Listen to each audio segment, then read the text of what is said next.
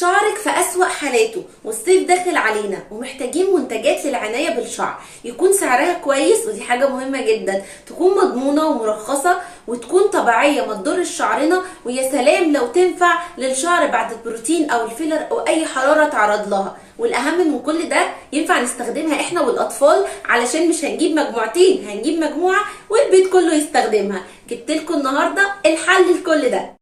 الحل كان في شامبو ساتان هير، شامبو ليكي انتي واطفالك، شامبو طبيعي بيعالج الشعر التالف، وكمان بعد البروتين والصبغات مفيهوش سلفات مفيهوش صوديوم، ريحته فظيعه، بيرغي حلوه جدا وبينضف فروه الشعر حلو قوي، ترطيب وتغذيه ومليان اوميجا، وكمان زيت الارجان وزبده شيا وكرياتين طبيعي وبروتين طبيعي وزيوت زي زيت الجوجوبا وزيت فواكه وجوز الهند وفيتامين اي. فظيع للشعر، لما هتجربوه هتدمنوه، حلو جدا جدا جدا. وجربت كمان معاه حمام كريم سلكي، اللي يعني بصوا هو بيخلي الشعر اكنه معمول بالظبط، يعني بعد ما بتستخدميه من كتر ما هو بيعمل ترطيب عالي جدا وطبيعي 100%، بيخلي شعرك اكنك عملتيه بقى سشوار بيبيليس، الحاجات دي حلوه قوي قوي. مكوناته بقى كلها مايونيز وزيت ارجان، بروتينات حرير، زبده شيا، حاجه كده كلها طبيعيه وبتعمل ترطيب عالي جدا جدا للشعر. من احسن ماسكات الشعر اللي جربتها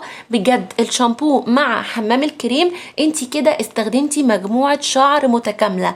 وعلشان بعد لما تخلصي كده الشاور وتستخدمي الحاجتين الحلوين دول نكمل شياكة الشعر وحلاوته، لازم نستخدم الشيا داكس. الشيا داكس يا جماعة انا مش اول مرة اجربها، انا عندي منها كتير جدا. دي بقى بتعمل ايه؟ دي دهان وكمان ترميم للشعر، بحب قوي استخدمها ليحيى وهو رايح المدرسة باستمرار، لانها بتخلي شعره كده ثابت وحلو قوي.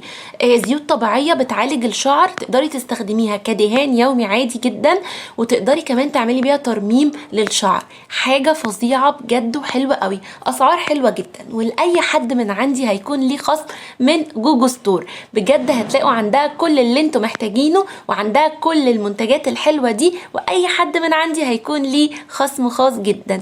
حمام الكريم ومع الشيا داكس ومع الشامبو، التلاتة دول انت كده شعرك بيقولك شكرا، وتقدري تواجهي الصيف. وباللي بيعملوا في شعرنا بيبوظ لنا حاجات كتير، المجموعة دي تجنن. تعالوا بقى كده نخلي ريحتنا حلوة. الحتة دي خاصة بالمتزوجين، تعويذة الحب، مخمرية فريدة تعويذة الحب.